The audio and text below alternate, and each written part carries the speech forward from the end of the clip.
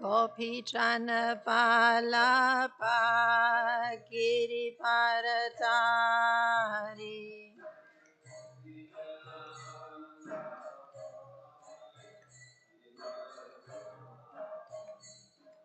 Yasoda Nandana Braja Jana Ranjana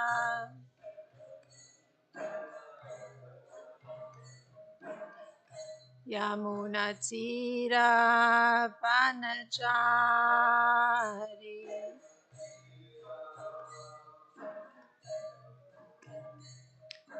Jaya Radha Madhava Kunja Bihari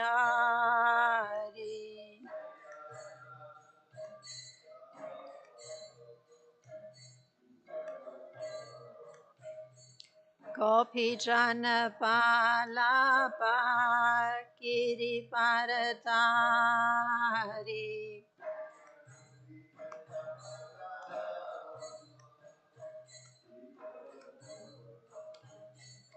Yasoda Nandana Braja Jana Ranjana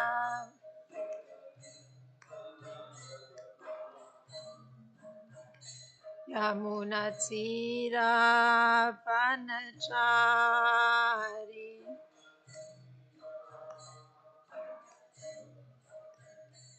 Jaya Radha Madhava Kunja Bihari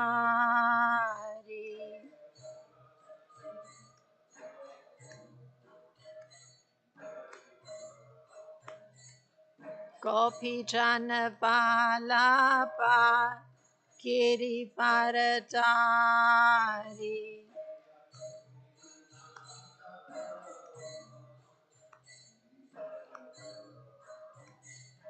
Yasoda Nandana Braja Jana Ranjana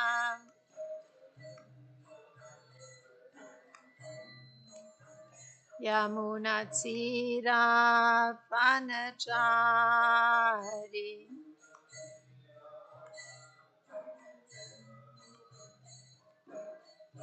Hare Krishna, Krishna Krishna, Hare Hare, Hare Rama, Rama Rama, Hare Hare.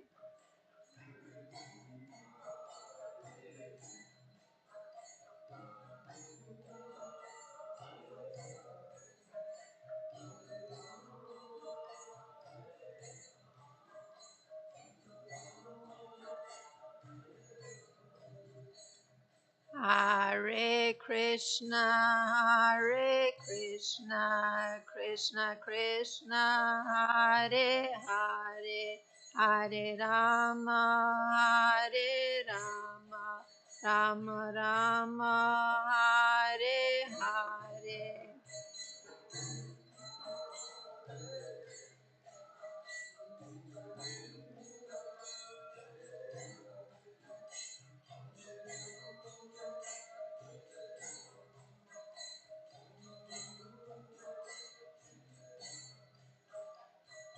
Hare Krishna, Krishna Krishna, Hare Hare, Hare Rama, Rama Rama, Hare Hare.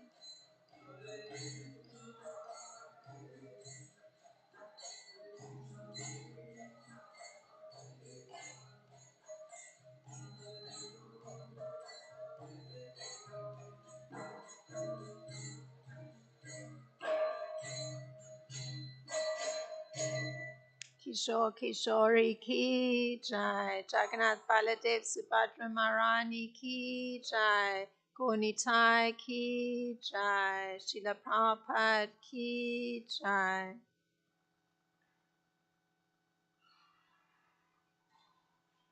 Om Namo Bhagavate Vasudevaya.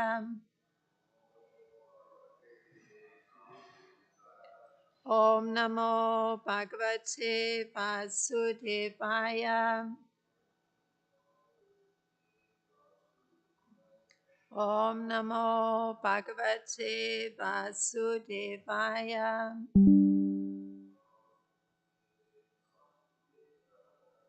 So this morning we're reading from Canto 10, Chapter 70, two texts, text 42 and text 43, and we'll be chanting 42 together. Tasmin Deva Kratuvare Bhavantam Vai Suradayaha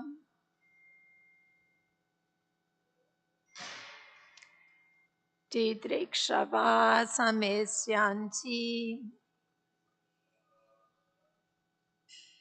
Rajanascha Sasvinaha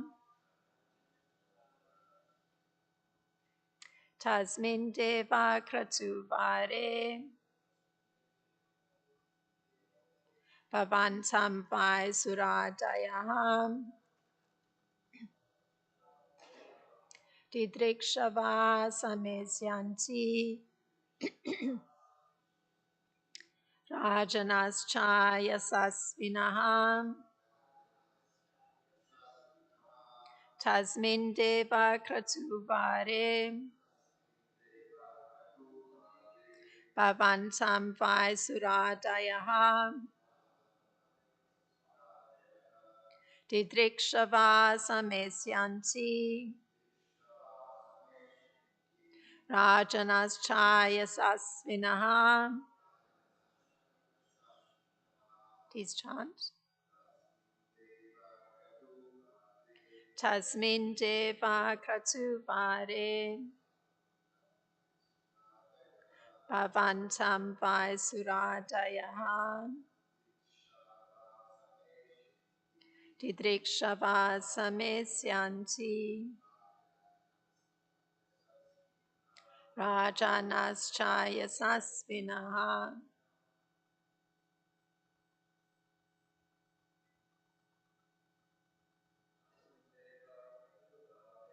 Tasmin Deva Kratuvare Bhavantam Vai Suradayaha Didrikshava Samesyanti Rajanascha Sasvinaha.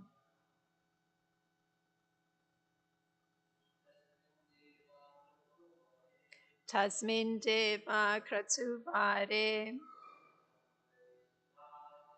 Bhavantam Vai Suradayaha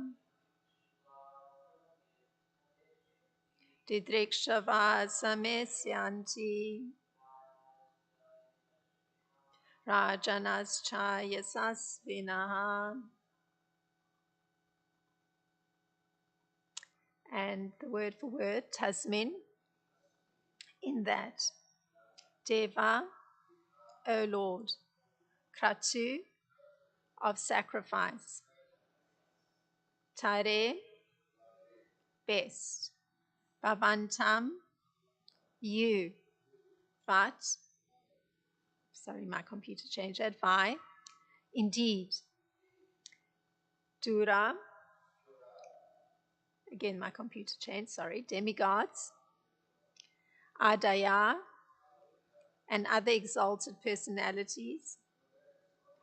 Didrikshava, eager to see. Samesyanti, will all come. Rajanaha, kings. Cha, also. Yasvinaha, glorious. And the translation for text 42 by the disciples of Srila Prabhupada is as follows.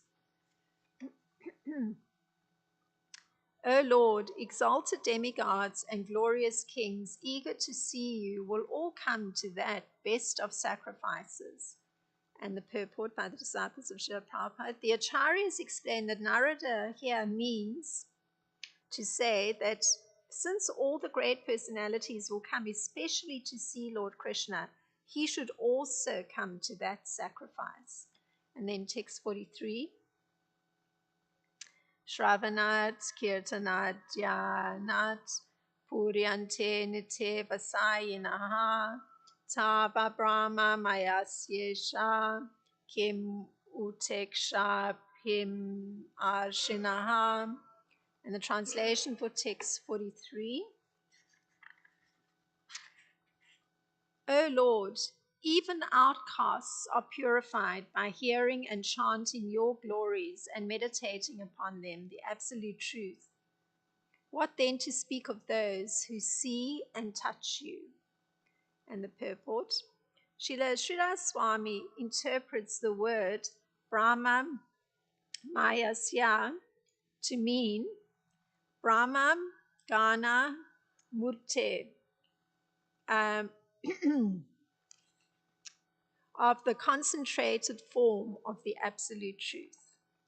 Om Jnana Timirandasya Gananjana Shlakaya Chakshurin Militam Yena Tasmai Shri Gurave Namaha Shri Chaitanya Manopistam Stapitam Yena Bhutale Swambhupakadamayam Dadati Swapadantikam Vandeham Shri Guru Shri Uta Padakamalam Shri Guru Vaishnavam Shri Rupam Sagrajatam Sahagana Ragutam Vitam Sajivam Sadvaitam Savadutam Parijana Saitam Krishna Chaitanya Devam Shri Radha Krishna Padan Sahagana Lalita Shri Vishaka Vitam Shah.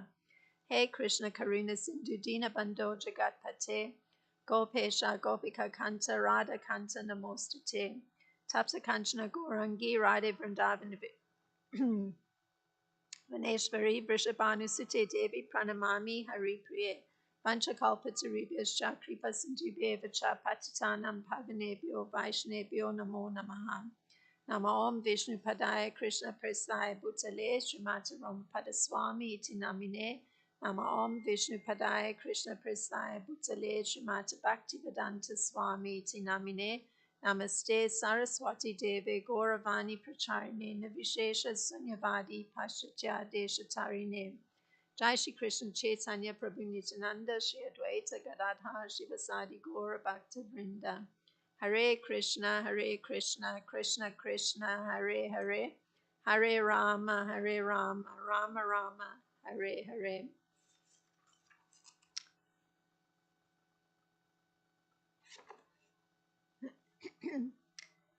There's a short commentary by Srila Vishwanath Chakravarti Thakur on the first text that we've read today, which has Narada speaking the following words. So Srila Vishwanath gives Narada's words in this way.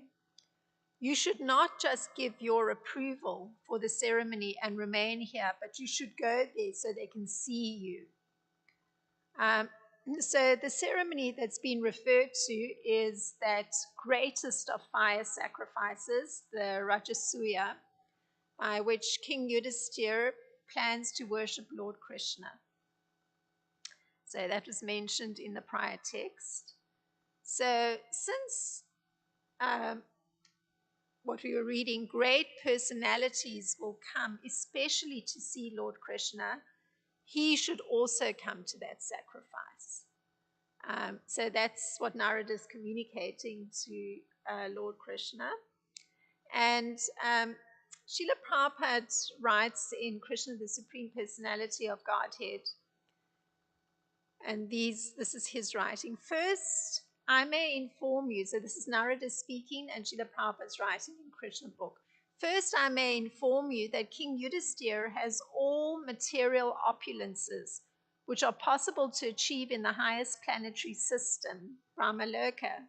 He has no material opulence for which to aspire, and yet he wants to perform the Rajasuya sacrifice only to get your association and please you. King Yudhisthira is so opulent that he has attained all the opulences of Brahmaloka even on this earthly planet. He is fully satisfied and he does not need anything more. He is full in everything, but now he wants to worship you to achieve your causeless mercy. And I beg to request you to fulfill his desires. My dear Lord, in these great sacrificial performances by King Yudhisthira, there will be an assembly of all the demigods and all the famous kings of the world. So that was the writing of Srila Prabhupada covering this little section. So this last line of Srila Prabhupada's, my dear Lord, in these great sacrificial performances by King Yudhisthira, there will be an assembly of all the demigods and all the famous kings of the world. So it's this line where we have Srila Vishwanath drawing out the implication for Lord Krishna with the presence of all the famous kings. He needs to go so that they may see him. So this is what Narada is considering very important, to have the personal presence of Krishna at that Rajasuya sacrifice. So the intention of Maharaj Yudhisthira may be to please and have Krishna bestow his mercy upon him, but Narada is requesting that Krishna actually be personally present at that Rajasuya sacrifice. So naturally, this matter of seeing Krishna does require, there's a special requirement of being able to see Krishna, and that is unflinching devotion to him. And also that one is being directed by the spiritual master, in whom one has similar unflinching faith. Because the seeing of Krishna actually takes place by revelation.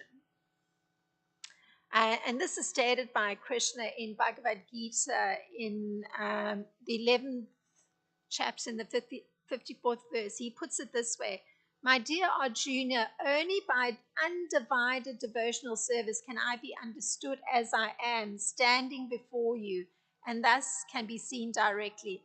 Only in this way can you enter into the mysteries of my understanding. And that particular Sanskrit for that verse from 1154 from Bhagavad Gita is Bhaktya Tvananyaya Sakya Aham Evam Vidho Arjuna Nyatum Drashtum Cha Tatvena Praveshtum Cha Parantapa. So this is directly coming from Krishna, that even if he's standing right in front of one, to be able to see him does require that one has this complete devotion to him, having performed service to him. And it also allows one to enter into an understanding of him, having performed devotional service to him. So in the case of the kings imprisoned by Jarasandha, just looking at this point that one can only see Krishna if one has actually performed or has this unflinching devotion to him. Up ahead, we're going to hear that just by seeing Krishna, and these are the kings that were imprisoned by Jarasandha, they came to the position of Krishna consciousness. And this you can understand by hearing what they speak to Lord Krishna when they see him. And one of the statements they make to Lord Krishna reveals their spiritual wisdom, which can only actually come by having this devotional mood and having performed service to Lord Krishna. So one of the statements these kings will make, and we'll come up to that, it's up ahead. They say, O Master Madhusudana, we do not blame this king of Magda, since it is actually by your mercy that kings fall from their royal position, O Almighty Lord. So that's in the 73rd chapter. We'll read what the king's attitude, these imprisoned kings' attitude is. Or in other words, what they're saying is, and this is Srila Vishwanath Chakravarti Thakur, we do not find fault with Jarasandha by usurping our kingdoms, because we have obtained your mercy. That mercy that they're referring to is having entered into the mysteries of the understanding of Lord Krishna. So their understanding is that, and this they explain this, they've seen it that actually they received Lord Krishna's mercy by losing their kingdoms. So they're not actually resentful towards Jarasandha. And this is what their understanding is, and they express it this way. With unrestrained pride in his wealth and power, the king thinks his temporary wealth is to be permanent. For this reason, the loss of a kingdom on the part of a king is actually due to mercy from Lord Krishna. So notice the interesting thing, what they're seen as the mercy of Lord Krishna, that they get a new understanding. So the original understanding is they think that everything they possess, their entire kingdom is going to be permanent. But because of the fact that they actually come to this position of losing it, they come to understand the impermanency of the whole kingdom that they're surveying. And they see it as Krishna's mercy that they reach this new understanding. And they express this understanding. They put it this way: infatuated with his opulence and ruling power, a king loses all self-restraint and cannot obtain his true welfare. Thus, bewildered by your illusory energy, he imagines his temporary assets to be permanent. So they see themselves as having, just by virtue of their position, that they've lost all restraint, because anything is accessible to them. There's nothing that they cannot obtain. And they, now that they've lost everything, they're understanding that actually this was a kind of bewildered understanding. It was under the illusory energy of Lord Krishna that they had this kind of understanding, because now they're seeing that actually it can't be permanent. Now, returning to the dialogue between Narada and Lord Krishna, Srila Vishwanath has Krishna posing a specific question. So we've just looked at what it means to actually be seeing Krishna and how it's possible to see Krishna. And actually, Srila Vishwanath has Krishna asking the question of Narada: but what purpose will they achieve by seeing me? Meaning all the kings and all the demigods that are to be present at the Rajasuya sacrifice. He's asking what purpose will they achieve? And Narada answers, and the answer comes in text 43 that we read today, where he says, and this is Srila Vishwanath explaining, this would be Narada's answer: even the outcasts become purified by hearing and chanting your glories. What to speak of seeing you, the concentrated form of the absolute truth. And the words that were used were Brahma Mayasya Brahma Gana Mute. So that's Narada's response to Lord Krishna. So it's not actually saying the benefit for these famous kings that will be present at the Rajasuya sacrifice, and the benefit for the demigods will be this, but rather he puts it in a very generalized form, using the most degraded members of society, and says that even they become purified by hearing and chanting Krishna's glories. What to speak of seeing him? So now, this statement on the part of Narada Muni of what is possible is based on the belief that hearing and chanting Lord Krishna's glories has a purifying effect. That's the underlying belief that's emerging. It means that one becomes free from some pollution or sin or some uncleanliness, or one becomes free from some corrupting elements. So Srila Prabhupada, again in Krishna book, he gives Narada's words, which point to what that polluting element is that's being cleansed. So here's how Srila Prabhupada puts Narada's words. And this is, again, Narada speaking to Krishna, but just Srila Prabhupada giving Narada's words. My dear Lord, you are the supreme Brahman, the personality of Godhead, one who engages himself in your devotional service by the prescribed methods of hearing, chanting, and remembering, certainly becomes purified, and here's the important part, from the contamination of the modes of material nature. And what to speak of those who have the opportunity to see you and touch you directly. So, since Srila Vishwanath is highlighting the outcasts of society as even being benefited by hearing and chanting of Lord Krishna, one can first consider the position that Lord Krishna occupies, because naturally it's important to consider that. So in Bhagavad Gita 4.13, there's a section where Srila Prabhupada puts Krishna's position very clearly. The Lord is the creator of everything, and this was covered in yesterday's class. Everything is born of him, and everything is sustained by him, and everything after annihilation rests in him. so, it's a huge statement. The Lord is the creator of everything. Everything is born of him. Everything is sustained by him, and everything after annihilation rests in him. And so Krishna is the creator of also, it follows, because he's the creator of everything, he's also the creator of the 4 divisions of the social order. So this division, and you may all be familiar, but it's part of the progression of understanding in this class, so I'm going to go through it.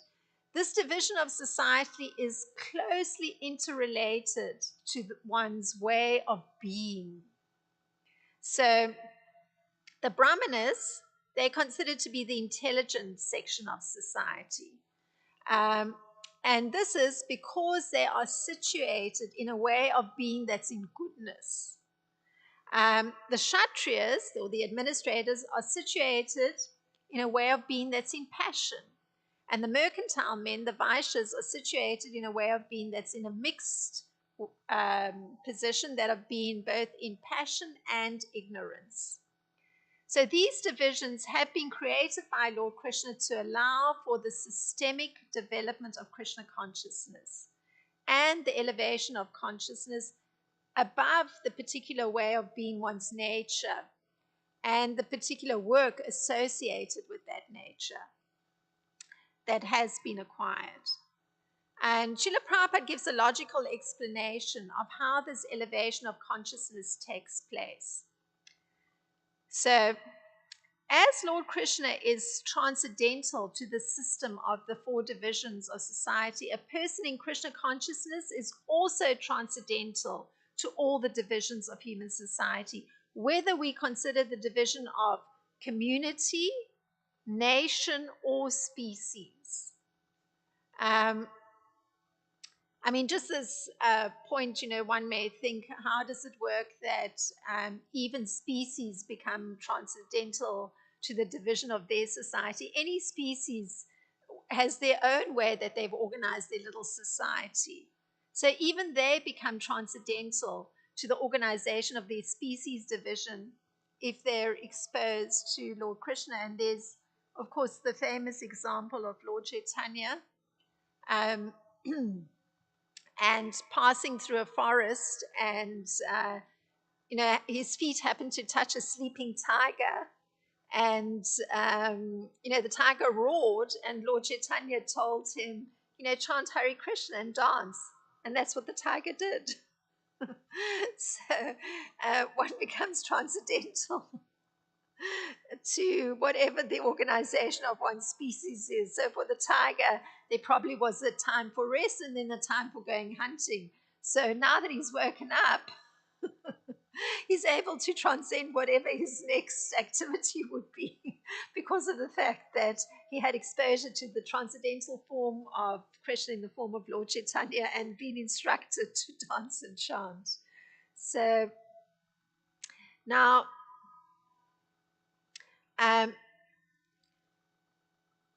the definition of a person in Krishna consciousness is as follows. And he has the definition: a man who transcends the limited knowledge of a Brahmana and reaches the knowledge of the Supreme Personality of Godhead.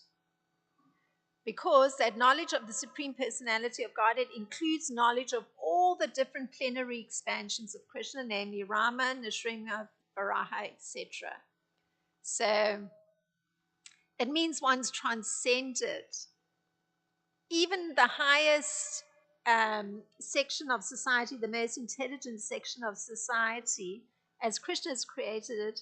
Even one transcends the knowledge of that society because one gets knowledge of the Supreme Personality of Godhead. And that is what defines a person who's in Krishna consciousness. Now, one can pose the question, how does this belief of being relieved from one's way of being, the limitations that come with what one has acquired, the nature one has acquired, and the way one is functioning, whether in goodness, passion, or ignorance. How does this belief of being relieved from that take place through hearing and chanting the glories of Krishna? So Narada Muni actually gives an explanation to this, and this is in a different section where he's having a conversation with King Prachinibari. It's in the 4th canto in the 29th chapter, where he gives this the explanation for how this takes place. And he says this particular thing of being relieved from one's particular nature or way of being, be it goodness, passion, or ignorance, through the chanting of the glories of Lord Krishna. He says, "My dear king, in the place where pure devotees live, following the rules and regulations, and thus purely conscious and engaged with great eagerness in hearing and chanting the glories of the Supreme Personality of Godhead, in that place, if one gets a chance to hear their constant flow of nectar, which is exactly like the waves of a river, men will forget the necessities of life, namely hunger and thirst, and become immune to all kinds of fear, lamentation, and disease." So that's Narada Muni himself explaining to King Prachinibari something of the purification that comes and how it takes place. It does necessitate being exposed to a whole environment where there are pure devotees and they are actually speaking and one is hearing the glories of Lord Krishna. And Srila Prabhupada, he puts it this way: if one gets the chance to hear from pure devotees in such a place, allowing the constant flow of the river of nectar to come from the mouth of pure devotees, then the cultivation of Krishna consciousness becomes very easy. When one is engaged in constantly hearing the glories of the Lord, he certainly rises above the bodily conception. When one is in the bodily conception, he feels the pangs of hunger and thirst, fear, lamentation, and illusion. But one who's engaged in hearing and chanting the glories of the Lord, he transcends the bodily conception. So this is a very interesting thing, and I was thinking about the statement of Narada Muni to King Prachinibari, and also Srila Prabhupada reiterating it. My first exposure to Krishna consciousness was coming to a temple where there was a resident sannyasi. And in fact, because it was the New York temple in Brooklyn, there was a constant flow of sannyasis throughout the summer. So I was regularly being exposed to actually hearing sannyasis speaking on Krishna consciousness. So I found it very easy. I think it was very soon into being exposed to that. One day I just heard the personality who became my spiritual master saying that, one should be chanting 16 rounds every day. And I just went home and thought, yes, I heard one needs to chant 16 rounds every day. I started immediately. So that there's no doubt that if one is actually hearing, as it's put here, the flow of the river of nectar, coming from the mouth of a pure devotee, then the cultivation of Krishna consciousness becomes very easy. I found it very straightforward, very simple, no problem. So, of course, there are temples where there are resident sannyasis, but a further part in the progression in a sannyasi's life is then to actually not even have a fixed place of residence, but whether one's been exposed to a place where there is the fixed resident of a sannyasi, or is in a place where there's a flow of sannyasis passing through in their constant travelings, having no fixed abode. Just being exposed to that river of nectar makes coming from their mouths glorifying Krishna, allows one to be able to very easily practice Krishna consciousness. And what that means, and this is the important point, one gets separated from holding that concept of one's identity related to one's body. Because as long as one's holding that concept that one is this body, then there's this problem of, you're aware of hunger, you're aware of fear, you're aware of thirst. You're lamenting for things you've lost. There's some illusory idea of who you are that you're trying to live up to, or that others have imposed on you that you're trying to live up to. It's quite difficult. So one is also getting separated from that. So it's a very extraordinary thing. So what becomes possible through hearing and chanting is described, and I'm reading this description. This class, I'm afraid, is going to be a little bit shorter. This was a rather interesting description, and it's something historical, and it's before there were these resident places where sannyasis could be. So it's early on in the Krishna consciousness movement. So it just explains what can happen even when there isn't this kind of possibility of going to a regular building and being exposed to hearing and chanting. So this is described by Hayagriva Das in the Hare Krishna Explosion. So I'm going to read, so just sit back and listen. And it's just, again, it's to describe what becomes possible by hearing and chanting. And this is Golden Gate Park is redolent with March flowers. So this is San Francisco. The morning fog disperses early and the days are cloudless and blue. Thousands continue to flock to San Francisco from the Midwest and East, and our Sunday kirtans attract big crowds. Sunday is always a day for strolling in the park, and as soon as we start singing, cymbals and chanting, people follow. Christian, Muslim, Jewish, Buddhist. And there are ISKCON banners flying from long poles, which are proclaiming our ecumenism. This is Hayagriva Das writing. We stake these in the field below Hippie Hill and set up the kettle drum.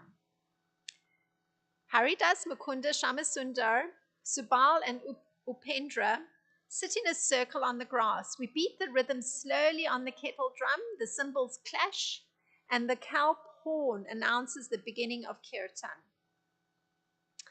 So, carrying on. After we chant about an hour, Swamiji walks over from his apartment and enters the center of the circle, clapping his hands and dancing, appearing wonderfully bright in his saffron robes. He leads the chanting, playing his personal set of cymbals, a large pair with slightly flared rims that resonate loudly. Although he's half a century older than everyone around him, his presence is dynamically youthful. As the kirtan soars, Swamiji is a child among children, dancing with hands upraised to the blue sky, placing one foot before the other, dipping slightly, encouraging everyone to follow. Then something remarkable happens. The boys and girls clasp hands and form a huge circle around us. Another circle encloses this circle, and suddenly Swamiji is in the center of two circles of dancing, chanting youths. Now remember, this is in a public place on a Sunday where everybody just strolls casually through the park, and here they are suddenly actually forming a circle around a sannyasi, two circles automatically, nobody's instructed them. As the rhythm increases, the circles begin to move more rapidly in opposite directions, everyone holding on tightly, arms and hands joined, the circles jerking and bouncing like great wheels rolling out of control, everyone short of breath, laughing and trying to chant. And Swamiji urges it on. Hare Krishna, Krishna Krishna, Hare Hare, Hare Rama, Rama Rama, Hare Hare.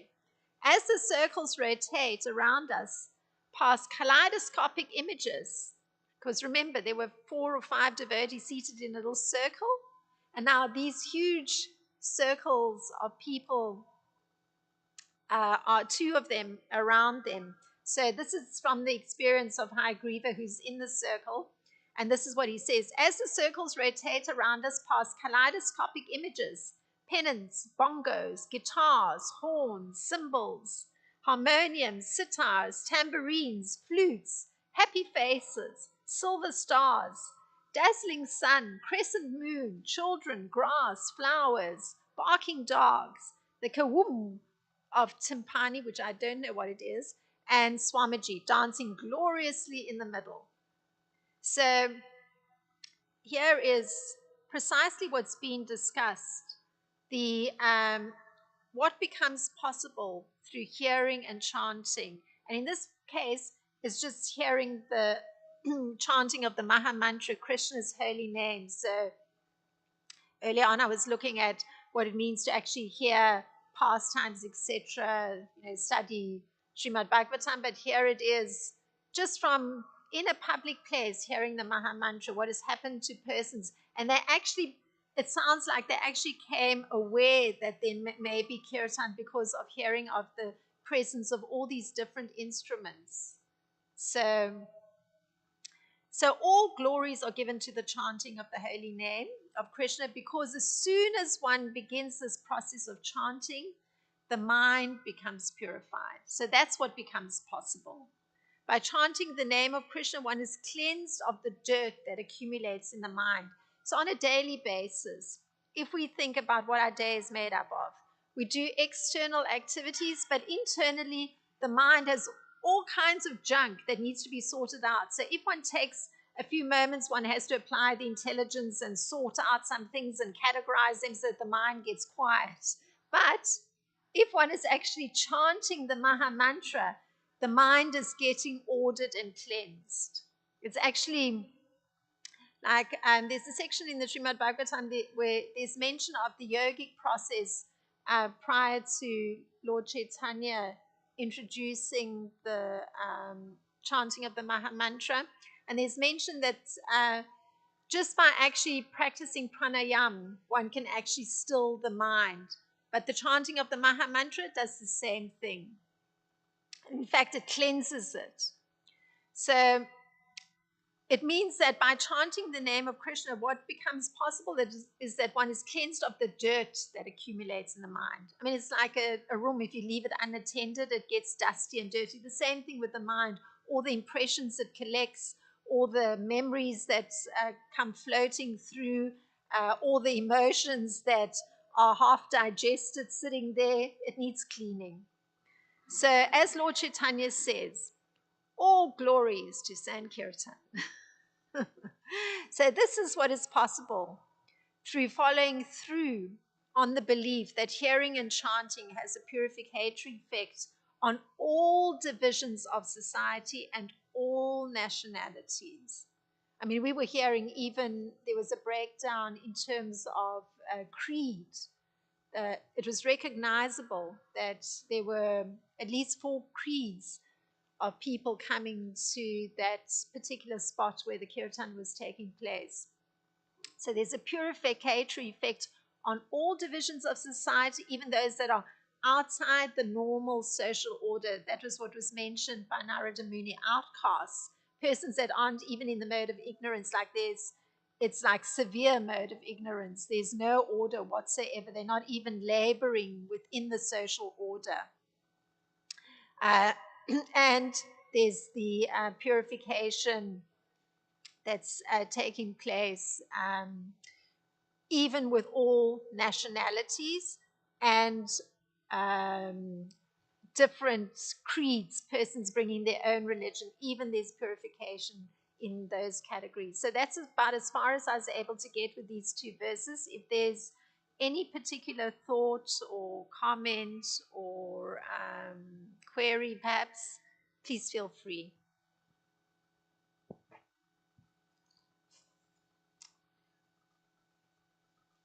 The timpani is the big drum, orchestral drum that you can tune and play it on the tune of the So Mukunda Maharaj at that time, Mukunda Prabhu was playing. Thank you very So it much. was in the center of the thing. So boom, boom. One thing that I was just thinking and in one sense appreciating is with the narration of the Mahabharata and the narration of the Srimad Bhagavatam during Krishna's pastimes, there was actually a world awareness of Krishna's presence and, and position in one sense. The thing was that there was a lack of a group of population or society that didn't accept Krishna for what it was being um, broadcast by the saintly persons. So all the munis and the sages, such as Narada Muni and Vashishta, Vishwamitra, Vyasadeva, so many, all of the great, great sages who were present at that time, they were all declaring Krishna is God. And people are receiving this information throughout the whole kingdom. So, in one sense, this I came to that thought because of in the verse it say Narada Muni is saying that all these kings wants to go and take darshan of you and see you. So, meaning that they have an awareness of Krishna's exalted position, and then the kings that were imprisoned when they trying to find a shelter, well, then there is understanding Krishna is there. So there's this, there was this sort of word of mouth that was there that Krishna is God, and then there is the ones that were skeptical, and Krishna says, those who see me in my human form and then deride me because of that, because of his human pastime, human like pastime, then they don't accept necessarily that conception. And in the Bhagavad Gita, Arjuna tells Krishna, well, the whole thing of asking him to show the universal form and to speak about his opulences is that, someone may declare that, Krishna is saying, I'm God, or maybe I'm saying, you're God, Arjuna. Arjuna is saying, you're God, but he's my friend. So, but Arjuna said, not just me, but Vyasa, Sita, Devala, all the great sages declared that. So, this idea that there was some understanding that was passed around through the whole world about Krishna's presence as the personality of Godhead in the world, and the fact that there was a great amount of people that didn't accept that just because it's very difficult to understand the presence of Krishna. And that's part of your presentation today. Oh, thank you very much for that very nice understanding that you've arrived at through hearing Mahabharata. I know you've been listening. Uh, yes, the particular kings that Jarasandha had imprisoned, um, they were the ones that were unwilling to actually view him as a superior or a supreme monarch.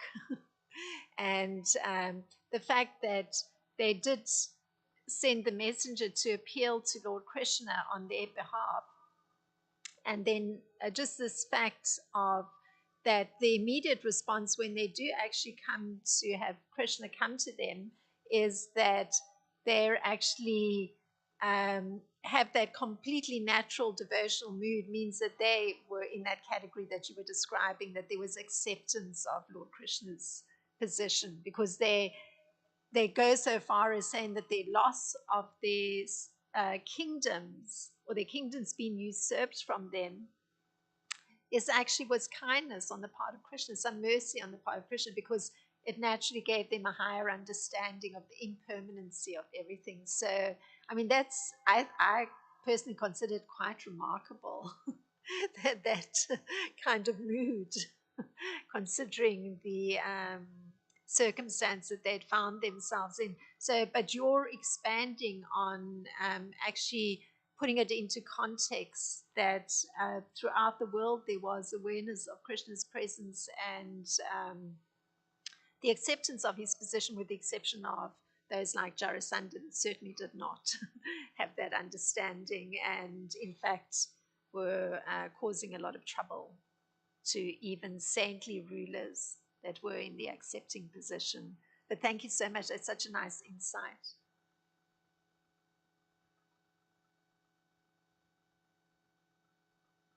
So it seems we don't have anything else. Thank you so very much for your kind attention. Srila Prabhupada Ki Jai, Srimad Bhagavatam Ki Jai.